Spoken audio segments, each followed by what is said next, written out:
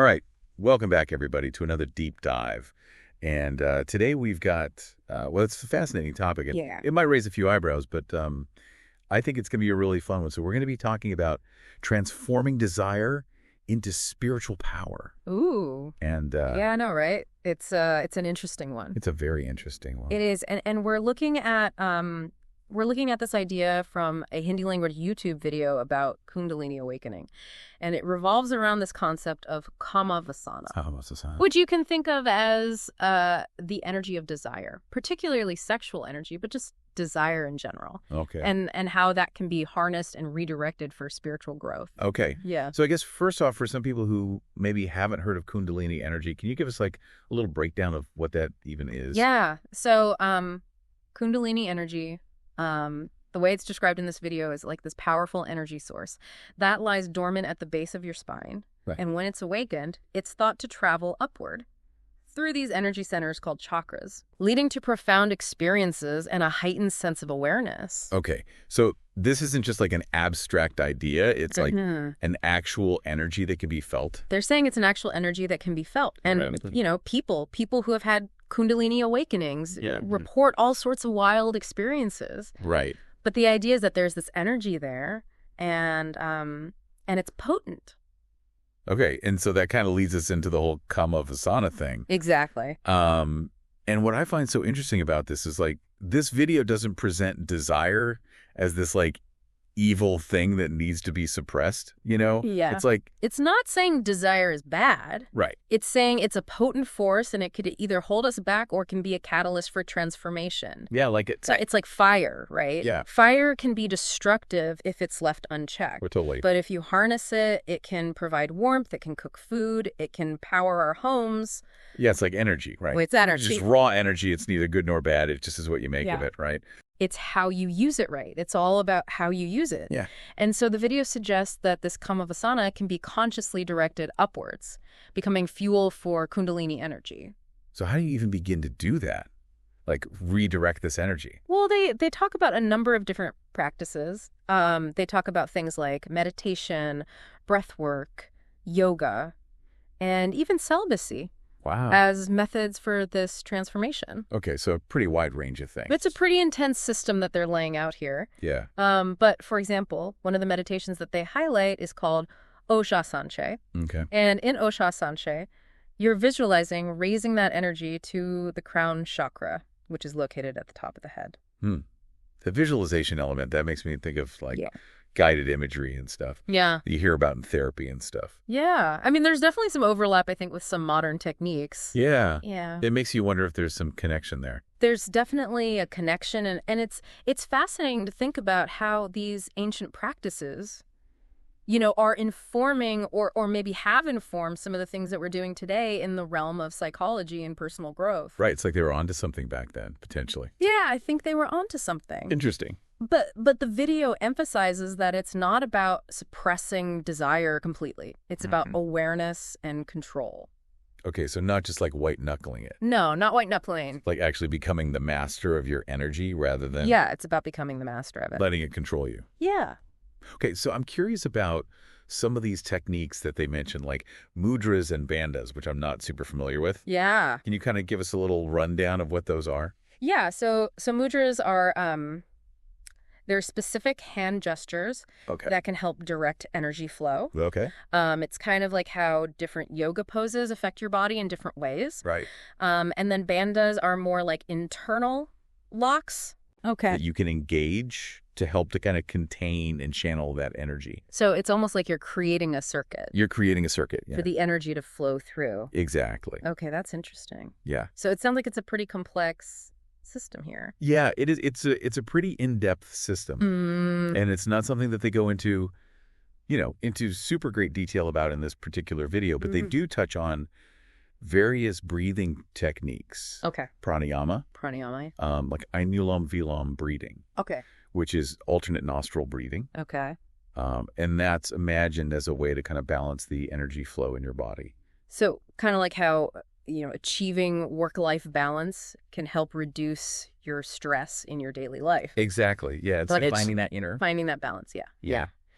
And they talk about other breathing techniques as well, but that's one that they specifically mention. Okay, so instead of just like jumping in with all these techniques, could somebody start by just like becoming more aware of their breath and how it affects them? Absolutely. And actually the video emphasizes the importance of understanding and managing your thoughts and emotions as the first step. Okay. Which, if you think about it, kind of aligns with, modern psychology's focus on mindfulness. Wow, that's such a good point. Yeah. It's like these ancient practices and modern psychology are like starting to intersect. They are. They're totally intersecting. And it's interesting ways. And it makes you wonder, like, how much of this ancient wisdom is already woven into our modern understanding of personal growth. Right. Like it's... Yeah, and we've only just like scratched the surface here. We've just scratched the surface. There's so much more to explore. Yeah. So before we get like too far ahead of ourselves, I want to kind of come back to, what are some experiences or potential signs that someone might encounter as they start exploring this idea of Kamavasana transformation? What does the video say about that? Yeah, so that's where things get really intriguing. The video mentions experiences like feeling energy rising to the head, perceiving a kind of divine light, even hearing inner sounds. They're described as like signposts along the path, indicating that the energy is moving and transforming. That sounds pretty intense. And they also emphasize that this is like a gradual process. It's not something that happens overnight, right? No, it's not a quick fix. It's about consistent practice and discipline over time. And they stress the importance of approaching these practices with respect and commitment, not just dabbling in them lightly. It's like a lifestyle. It is. It's a lifestyle. It's a commitment. It's a commitment. Yeah, not just like... It's not just a weekend workshop. Yeah, exactly. Yeah. And they talk about how like diet and lifestyle are also important, right? Yeah. They emphasize this sattvic diet. Right. And they talk about a sattvic diet, which is, lots of fruits and vegetables, milk, nuts. Okay. And avoiding things like meat and alcohol and drugs. Because they believe that these substances can hinder the process of transformation. So it's like creating an environment within yourself that's like conducive to this energetic shift. Exactly. It's all about creating that internal environment that supports this shift. Okay, so if someone's intrigued by this and wants to explore it further, where would you even suggest they start? Because it sounds like diving headfirst into all these advanced practices might not be the best approach. Yeah, I would agree with that. I don't think you should. If you were going to run a marathon, you wouldn't just jump into the race without training first. So Yeah. I think starting with some simple breathing exercises could be a good first step. Something as simple as just focusing on your breath for a few minutes each day can help calm your mind and bring awareness to how you're feeling. Okay, so that's something anyone can do no matter what their experience level is. Yeah, exactly. It's accessible to everyone. And there's tons of resources available online and in local communities and stuff. There's tons of resources. Like to guide people safely. Yeah, it's all about finding what resonates with you and taking those first steps. So kind of becoming the explorer of your own inner world. Becoming the explorer of your inner world. Yeah. I like that. I like that a lot. And then, it's not necessarily about like a spiritual awakening even. Right. I mean, even if you're not particularly spiritual, yeah, this journey is about so much more than just a spiritual awakening.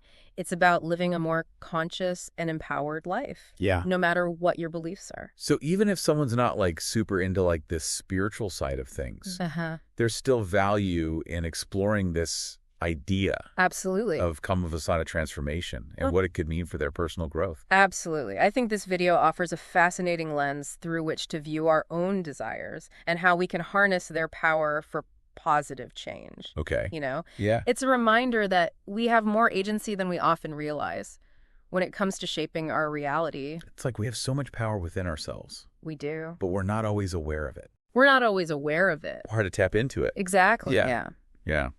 That's really interesting. And the video also makes a point of saying that, this Kamavasa isn't just about physical acts. It encompasses this broader life force, It's like our creativity, our ambition, our drive, these things all fuel us. Yeah, it's like that. It's the energy that moves us forward. That inner fire. It's the inner fire, yeah.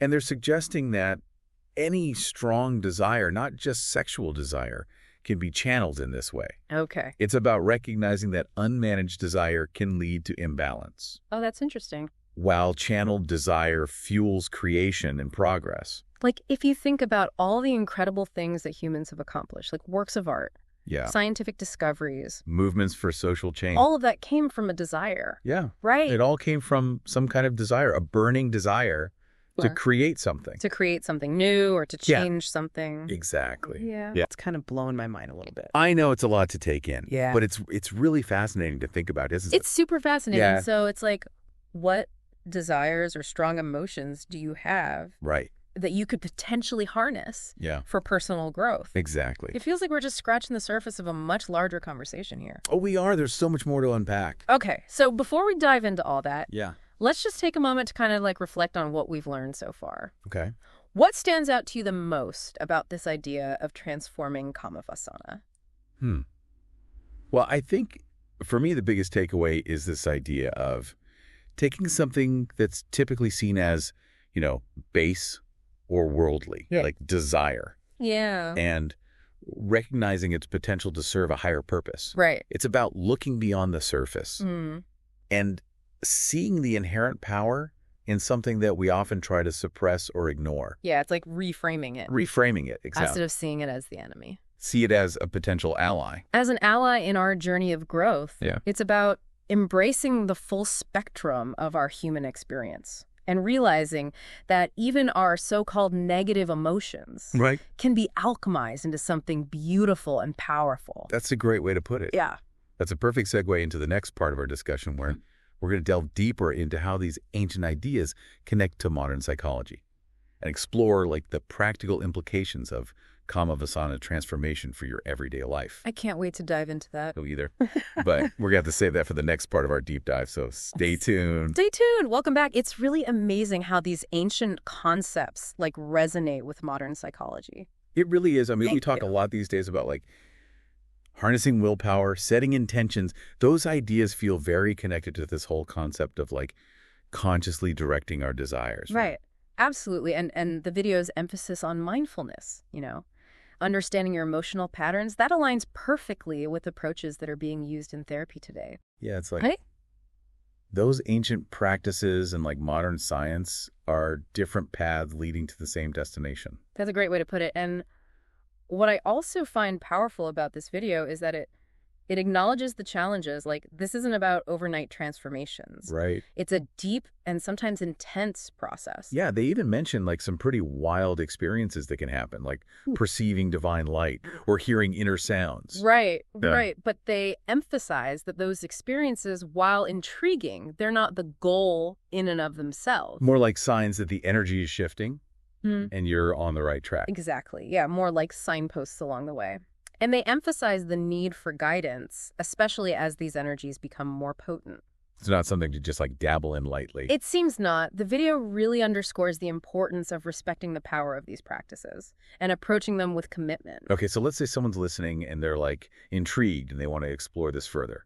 What would be a safe starting point? Because, you don't want to just jump into the deep end. Yeah. I definitely wouldn't recommend just jumping straight into the advanced practices described in the video without proper guidance. Yeah, safety first. Safety first, always. But there are many accessible ways to start cultivating mindfulness and exploring this idea of energy work. Like what, for instance? Well, simple breathing exercises can be a great place to begin. Okay. Practices like focusing on your breath or doing gentle alternate nostril breathing can help calm the mind and bring awareness to the flow of energy within your body. Okay, and that's something that almost anyone can try, right? Exactly. Regardless of experience. Cool. And like you were saying before, there's tons of resources out there. Books, online courses, local workshops, all that good stuff. Tons of resources. Yeah, it's all about finding what resonates with you and taking those first steps. So kind of becoming the explorer of your own inner world. I love that. Yeah. Becoming the explorer of your own inner world. That's a great way to put it. And then, it's not even necessarily about a spiritual awakening, right? Right. I mean, even if you're not particularly spiritual, Yeah. This journey is about so much more than just a spiritual awakening. It's about living a more conscious, empowered life, Right. regardless of your beliefs. So even if someone isn't interested in the specifically spiritual aspects, there's still value in exploring these ideas. Absolutely. I think this video offers a fascinating lens through which to view your own desires. and how you can harness their power for personal growth. It's a reminder that you have more agency than you might realize when it comes to shaping your reality. Yeah, it makes you wonder, what if we all started paying more attention to where our energy goes and how we could use it more intentionally? Imagine the possibilities if we all tapped into that wellspring of inner power and directed it towards our goals and aspirations. Right, it's like we have this untapped potential. We do. Just waiting to be unleashed. Mm-hmm. And maybe, like this video is suggesting, the key to unlocking that potential lies in understanding and mastering the power of our desires. It's a pretty radical concept, isn't it? Taking something typically seen as base or worldly and elevating it to serve a higher purpose. It really challenges conventional thinking about desire, doesn't it? It does. We're so often told to suppress it or deny it. Right, push it down, ignore it. Yeah, but this video suggests that maybe there's another way. Exactly. That we can actually work with it. It invites us to see desire not as an enemy, but as a force to be understood and harnessed. Yeah. Imagine taking that raw energy and refining it into something powerful and transformative. Right. And isn't that what personal growth is all about? I think it is. Refining ourselves. Refining ourselves, yeah. Evolving, becoming more aligned with our highest potential. Exactly. And this concept makes you wonder, what other seemingly negative emotions or impulses could we potentially transform in this way? Right, like anger, fear, sadness. Yeah. What if those two hold a hidden potential? What if they do? That's a great question. It is, isn't it? It suggests that maybe it's not about eliminating certain parts of ourselves, right, but rather learning to work with them, alchemize them into fuel for growth. And that's a powerful message of hope, wouldn't you say? It is. It is a powerful message of hope. Yeah. It suggests that even our struggles can be stepping stones on the path to becoming our best selves. This whole conversation is reminding me of that Carl Jung quote. Yeah. The meeting of two personalities is like the contact of two chemical substances. If there is any reaction, both are transformed. And I'm wondering if that could apply here too, like the interaction of our conscious intentions and these like raw, powerful energies within us. It absolutely could. I think that's a brilliant connection. Yeah. Yeah, perhaps that interaction creates a transformative reaction within us.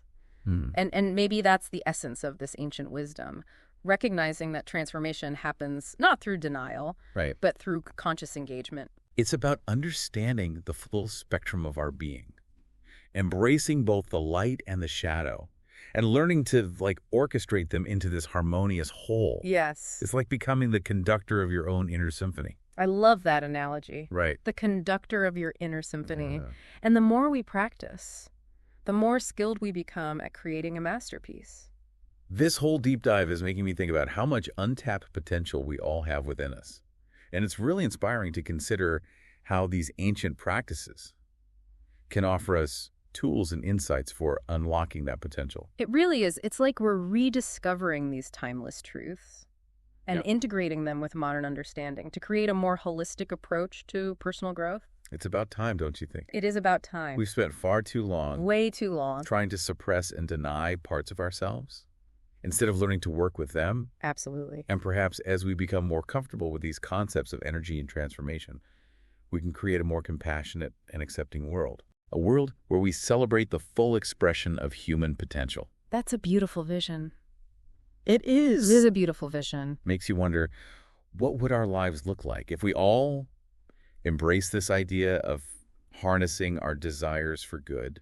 I think we'd see a surge in creativity, innovation, and a deeper connection to ourselves and each other. It's like we'd all be tapping into a limitless source of energy and inspiration. And who knows what incredible things we could accomplish together. The possibilities are endless. Yeah. It's something to think about, isn't it? It is. This deep dive has been quite the journey, from ancient spiritual practices to modern psychology, and it's striking how these seemingly disparate fields are converging, pointing toward a more holistic understanding of human potential. Yeah, it's like we're starting to piece together a more complete picture of who we are and what we're capable of. Exactly. That's a very exciting development. It is exciting. It suggests that we're entering a new era of self-awareness, one where we embrace the full spectrum of our being and tap into our innate power to create a more fulfilling and meaningful life. This has been such an insightful and thought-provoking exploration. I feel like we've only just scratched the surface, though. We have. There's so much more to uncover. Yeah. But I think we've laid a solid foundation for understanding the core concept of transforming desire into spiritual power. And maybe even more importantly, we've planted a seed of curiosity in our listener's mind. A seed that, with careful nurturing, could blossom into a deeper understanding of themselves and their own untapped potential. I love that analogy. It's like we're all gardeners tending to the gardens of our own being. And the more we learn about these subtle energies, the more masterful we can become in cultivating a flourishing and vibrant inner landscape. That's beautifully put. But before we wrap up this part of our deep dive, I want to circle back to something you mentioned earlier about like potential challenges and even some of the more intense experiences that might arise on this path. Yeah. Could you elaborate a bit more on that? Of course. It's important to remember that this journey of transformation isn't always easy. It can bring up deep-seated emotions, challenge our beliefs, and even lead to experiences that might feel a bit overwhelming at times. Yeah, that makes sense. It's like any significant growth process, It often involves facing some discomfort and working through resistance. Exactly, and that's why the video stresses the importance of seeking guidance from experienced practitioners. Right. Having a supportive community or mentor can make all the difference in navigating those challenges safely and effectively. So it's not about trying to do this all on your own, necessarily. Not necessarily. Remember, humans are social creatures. We thrive in connection and community. And having a support system in place can provide a sense of grounding and stability, especially when things get intense. Okay, that's really reassuring, I think, for anyone who might be feeling a bit intimidated by the prospect of like exploring these deeper aspects of themselves. Yeah, it is. And it's important to remember that you don't have to do this perfectly. Just take it one step at a time. Be kind to yourself. And don't be afraid to ask for help when you need it.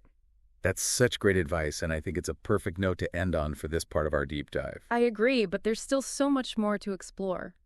In the final part of our deep dive, we'll delve into some practical tips and strategies for integrating these ideas of Kama-Vasana transformation into your daily life. We'll talk about how to cultivate greater self-awareness, harness the power of your desires for positive change, and create a more fulfilling and meaningful life. Stay tuned. All right, welcome back to the final part of our deep dive. We've been on quite a journey exploring this concept of Kama-Vasana and its potential for transformation. But now I want to get practical. Like, how can we actually integrate these ideas into our everyday lives? Yeah, that's the million-dollar question, isn't it? I mean, it's all well and good to talk about these ancient practices and theories, but how do we actually make them relevant to our modern, busy lives? Exactly. We're all juggling work, relationships, all the things. Yeah. So where do we even begin to apply this idea of harnessing our desires for growth? Well, I think a key takeaway from this video is the importance of perspective. Like, it's about seeing our desires, not as inherently good or bad, but as this raw energy that can be channeled in different directions. So instead of getting caught up in like the shoulds and shouldn'ts of what we think we should desire, we can shift our focus to understanding like the energy behind those desires and how we can use it more consciously. Precisely. And that perspective shift can be incredibly empowering because instead of feeling like we're at the mercy of our desires, we can become the masters of them. I love that, becoming the master of your own energy. Yeah. Yeah, it's like we've been handed the reins and it's up to us to decide which direction we want to go. Exactly. And that mastery doesn't come from force or repression. It comes from awareness, understanding, and skillful direction. That reminds me of that saying, you can't stop the waves, but you can learn to surf. Oh, perfect analogy. We're all riding the waves of our desires. And this video, along with the practices it describes, offers us a glimpse into how we can become more adept surfers. Okay, so how do we start cultivating that awareness and mastery? The video talks about mindfulness practices, right? It does, and this can be incredibly helpful in tuning into your inner landscape and observing your thoughts and emotions without judgment. So it's about creating that space between the impulse and the action and giving ourselves a chance to choose a more skillful response. Exactly. That space, that pause, is where the magic happens. Because in that pause, we have the power to choose to react habitually or to respond consciously. And the more we practice, the more that conscious choice becomes our default mode. It's like we're rewiring our brains. Yeah. Creating new neural pathways that support a more mindful and empowered way of being. Exactly, yeah. And that's something that can benefit us in all areas of life, not just our spiritual practices. So what are some tangible things that someone listening could do to start applying these ideas right now? Well, as we discussed, simple breathing exercises can be a great starting point. Even taking a few deep breaths before reacting to a stressful situation can make a huge difference. It gives you that moment of pause, that space to choose a more mindful response. Okay, that's something anyone can do no matter how busy they are. And it builds on that idea of awareness, which seems to be so fundamental to this whole process. It is. And as you cultivate that awareness, you might start to notice patterns in your behavior. What triggers certain desires, how those desires manifest in your actions, and what the consequences are. That self-reflection piece seems really important. It is, because once you start to understand those patterns, you can begin to make conscious choices about how you want to direct your energy. So, for example, if you notice that you tend to reach for sugary snacks when you're feeling stressed, you could maybe explore other ways to soothe yourself, like going for a walk or listening to music or calling a friend. Exactly. It's about finding healthier and more fulfilling ways to channel that energy. And remember, this is a journey, not a destination.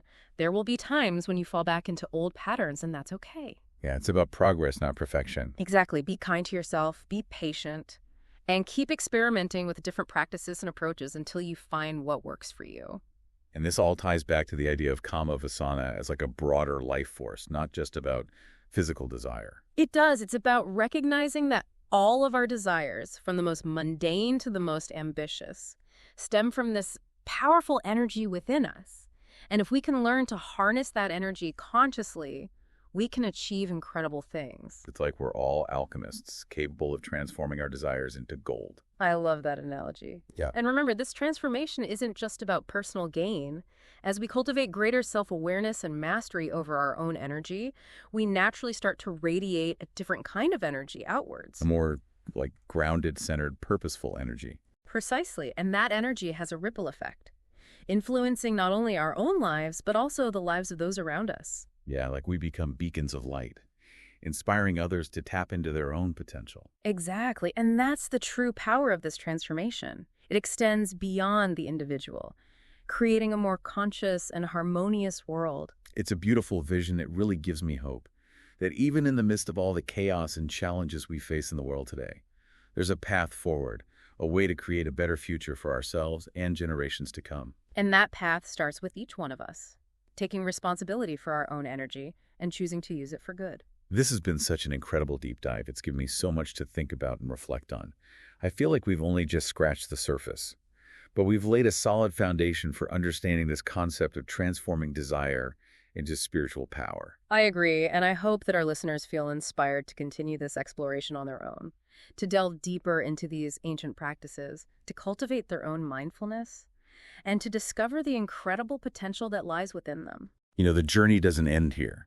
There's always more to learn, more to experience, and more to discover about ourselves in this vast universe that we inhabit. So keep exploring, keep questioning, and keep seeking those hidden truths that can illuminate your path. Beautiful. Until next time, may your desires guide you towards a more conscious, empowered, and fulfilling life. And that, my friends, concludes our deep dive for today.